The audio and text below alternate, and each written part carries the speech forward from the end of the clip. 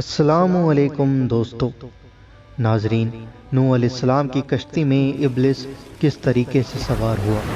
جب اللہ تعالیٰ کے حکم سے نوح علیہ السلام نے کشتی بنانا شروع کیا تو سبھی کافر لوگ حضرت نوح علیہ السلام کا مذاق بناتے اور ان کی خوب ہنسی اڑاتے اور کہتے، جب یہاں پر پانی آئے گا اور ہم ڈوبنے لگیں گے تو تم اس کشتی میں سوار ہو کر بچ جانا۔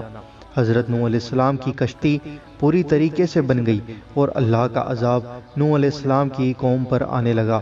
زمین کے سوتوں سے پانی نکلنے لگا اور آسمان کو حکم ہو گیا کہ پانی برسا دے، اور سب طرف سے پانی نکلنے لگا تو ایک چھوٹی سی جماعت جو حضرت نوح علیہ السلام پر ایمان لائی تھی، اور ہر جانور کا ایک جوڑا جو نوح علیہ السلام کی کشتی میں سوار ہونے لگا۔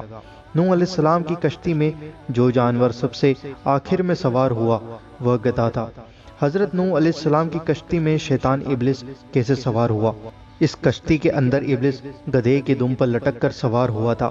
جب گدھا کشتی کے اندر سوار ہونے لگا تو اس کے اگلے دونوں پیر تو کشتی میں آ گئے، پر جب گدھے نے اپنا پچھلا حصہ اٹھانا چاہا تو لاکھ کوشش کرنے کے باوجود بھی پچھلا حصہ نہیں اٹھا سکا، کیونکہ گدھے کی پونچھ پر ملعون ابلیس شیطان کا بوجھ تھا، جس وجہ سے گدھا اپنے پچھلے حصے کو نہیں اٹھا پا رہا تھا۔ اور ادھر نوح علیہ السلام جلدی جلدی کر رہے تھے، کیونکہ طوفان نوح بہت ہی تیزی سے بڑھ رہا تھا اور ہر طرف پانی ہی پانی ہو رہا تھا۔